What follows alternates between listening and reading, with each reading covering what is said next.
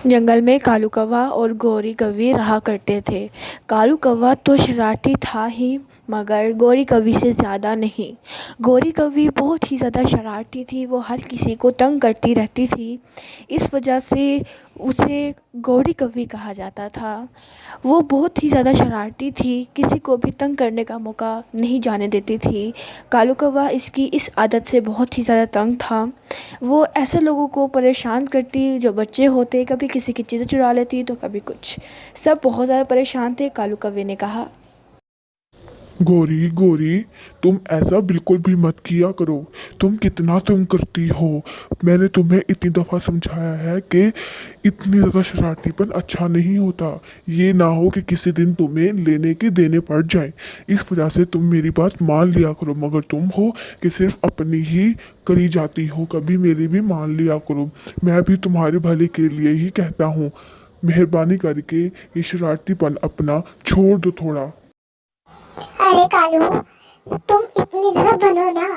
वैसे ये तुम मत ही कहो कि तुम बिल्कुल शरारती नहीं हो। वैसे तो तुम मुझे इतने को बुरे लगते हो, कोई काम तो तुम करते हो नहीं, और ऊपर से तुम मुझे कहते हो कि मैं तुम्हारी बातें माना करूं। तुम्हारी बात मैं कहाँ से मानूं, जब तुमने मेरे नजर में तुम्हारी कोई इज्जत ही नहीं है। तुम्हारी किस बात से मानूं। और ऐसे भी अगर तुमने आइंदा के बाद कुछ भी कहा तो मैं भूल जाऊंगी कि तुम कौन हो, समझ आई। और जैसे जो मैं कर रही हूँ मुझे करने दो। ज्यादा रोक टोक की ना तो फिर तुम देखना, मेरे बहुत से लोगों के साथ ताल्लुकात हैं। मैं तुम्हें जेल में पकड़वा सकती हूँ, समझ आई। और इतना ज्यादा बनने की बिल्कुल भी जरूरत नहीं है, क्योंकि तुम नहीं जानते कि मैं कौन हूँ। और शरारतीपन मैं करती हूँ वो तो सिर्फ अपने मजाक के लिए करती हूँ, बस, और कुछ नहीं। अब मैं यहाँ से जा रही हूँ।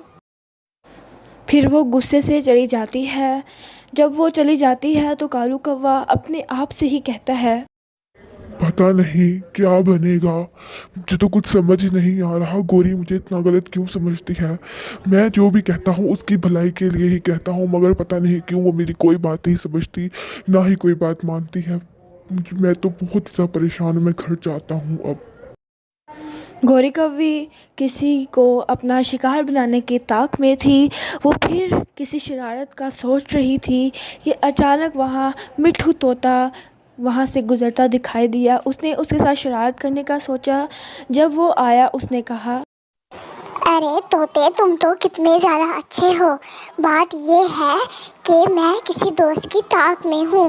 वैसे मुझे तुम बहुत अच्छे लगे हो, तुम बहुत ही अच्छे हो। क्या तुम मेरे दोस्त बनोगे?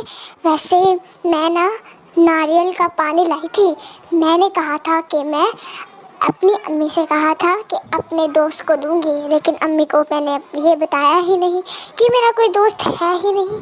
क्या तुम मेरा दोस्त बनोगे? अगर तुम बनोगे तो मैं तुम्हें दूंगी नारियल पानी। अरे हाँ हाँ, क्यों नहीं, मैं तो तुम्हारा दोस्त हूँ ना।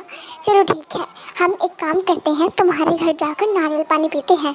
वैसे मैं बहुत खुशकिस्मत हूँ कि तुमने मुझे अपना दोस्त बना लिया। वैसे मैं तो बहुत कमज़ोर हूँ, मुझे पता है कि तुम्हें अपने जैसे ही पसंद है, तो बस तुम अपना दोस्त मुझे बना सकती हो। चलो अब हम तुम्हारे घर चलते हैं नारियल पानी पीने। फिर वो गौरी के घर चली जाती है।